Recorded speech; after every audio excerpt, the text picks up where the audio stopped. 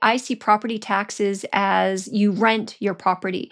So, you have people today that have paid off their properties. They supposedly own their property, and that's a whole other conversation because Canada doesn't have property rights. So we have no means of defending ourselves against our government with respect to property. But I see a property tax as a rent situation. You never own your property. Don't pay your property taxes for 3 years. You're a senior. You've lived in your home for 30, 40, 50 years. You've raised your children. Property taxes continue to go up. Again, we can charge for the services. So what is property tax supposed to be funding? Well, it's supposed to be funding your garbage collection, maybe wastewater, sewer, parks, whatever it is. But I think there's better ways of doing that. So for me, what I'm trying to really do with people is, okay, this is the way we've always done things. Maybe, maybe not. And can we do them better? Are there other ways that we can improve upon them? We have royalties. I mean, if you look at what Norway does, they collect royalties from corporations, and they have a sovereign wealth fund that they modeled off of Alberta's Heritage Trust Fund, which we completely boondoggled, and it's worth $1.7 trillion. And the interest and the fees and the things that generates, helps fund some of their healthcare and other things. So I just see so many other opportunities. But you really bring me into, you mentioned, income taxes help tax the rich. But what I've seen, having been actively involved in politics for the last 8 years, is that governments are influenced today more by lobbyists and those who have influence and access to politicians, which often is at the detriment of the people in the middle class and who pay for these services. So, what's your thoughts on, because I honestly believe that lobbyists and the wealthy who have the resources, and the means and access to politicians to put those loopholes into place and into position, utilize those because they know how. And it's the middle class and political parties don't allow debate. Like, I love the fact that we can have an exchange of ideas. We don't have to agree and we don't get angry with each other.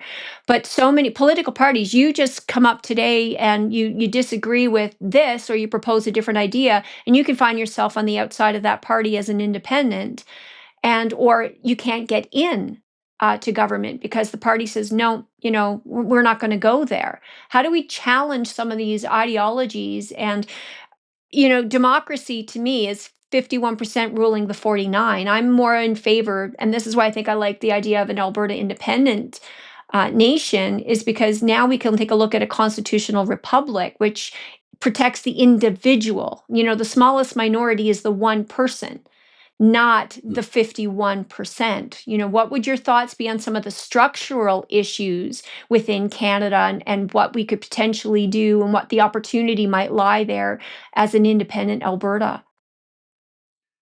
Well, actually, you're raising an interesting question, which is, let's say Alberta did separate, and would it be able to put together a better democratic government than what we see currently as a governance structure in Canada? Because we don't have a perfect governance structure, as we've already talked about. We have really a weak Senate. That's the last place of considering legislation, but it really doesn't have that much power.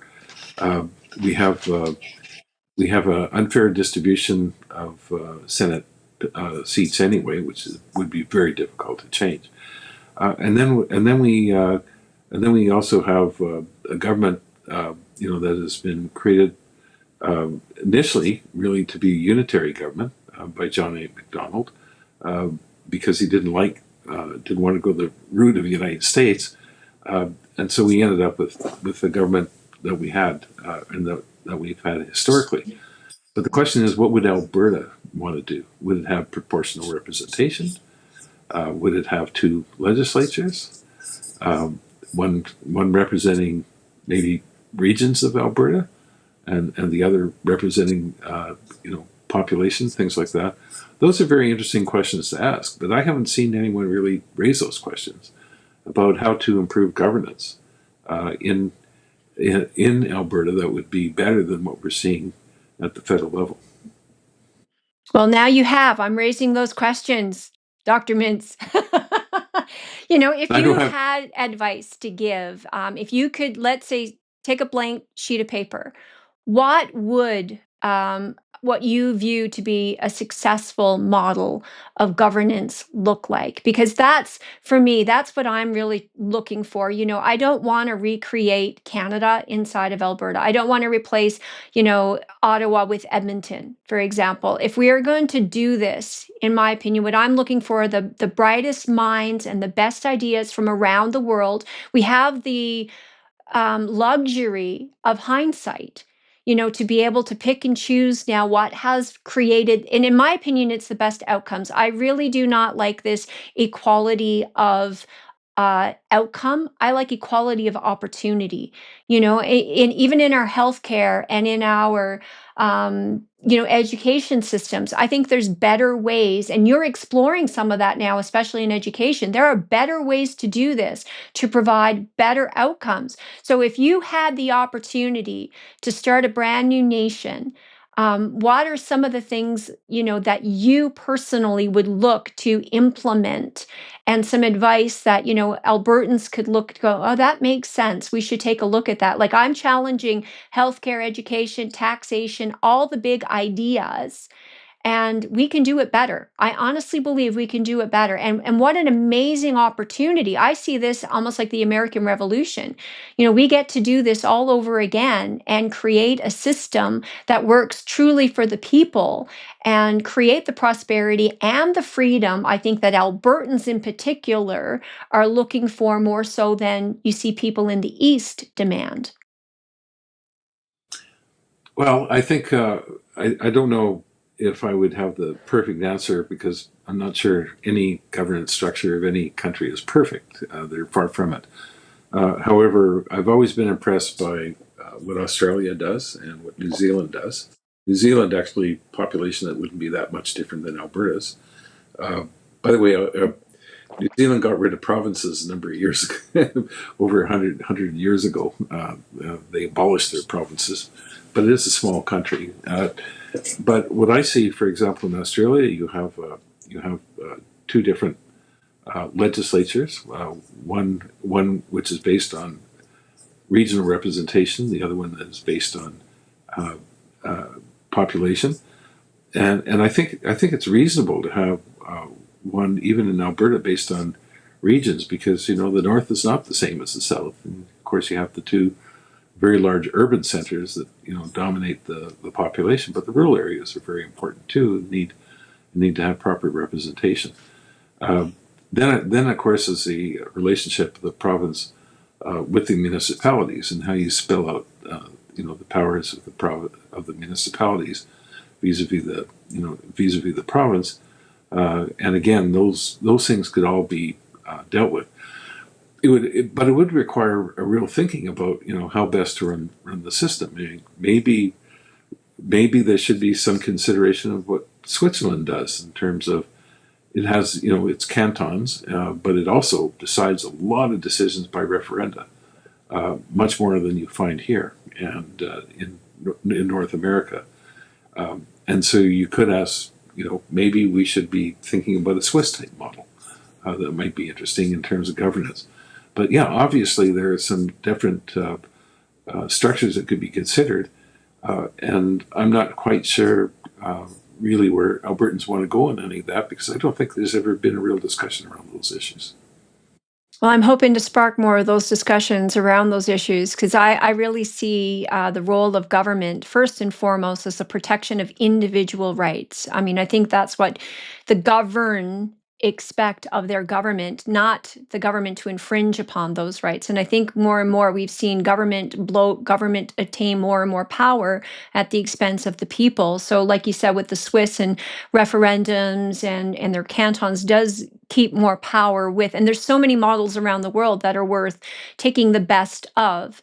And I think, but the big part for me is I've looked at a lot at the constitutional republic because for me the key is restricting government, restricting them to their proper role, and then restricting them to funding, within balanced budgets. And then I think even from there, we need to take a look at banking, even, and what's the role of a centralized bank vice not a centralized bank, and maybe the government doing what it was supposed to do to begin with, and it was responsible for the printing of money. Again, I think it's become very convenient for governments to borrow from central banks, but it's at the expense of the taxpayer who now has to pay the interest on that.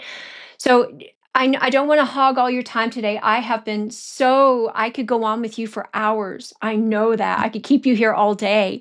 But are there any last words or any last thoughts that, on the conversations, the things that we've had today, things that you might want to clarify or advice that you would have for Albertans? I see tremendous opportunity in the future, but so many people are stricken by fear. And conversations like this for me, especially with somebody as esteemed and as well established and as accomplished as yourself, are really about trying to help people understand and overcome some of the fears and to take really a rational look at what opportunities exist. Well, I think first of all, one should always look at the opportunities for sure. I guess my advice is that Alberta really needs to think hard about what it wants to achieve down the road and how best to achieve it, and that's not easy to do. In the sense that it would require a consensus, which is, I'm sure, not easy or not easily achievable.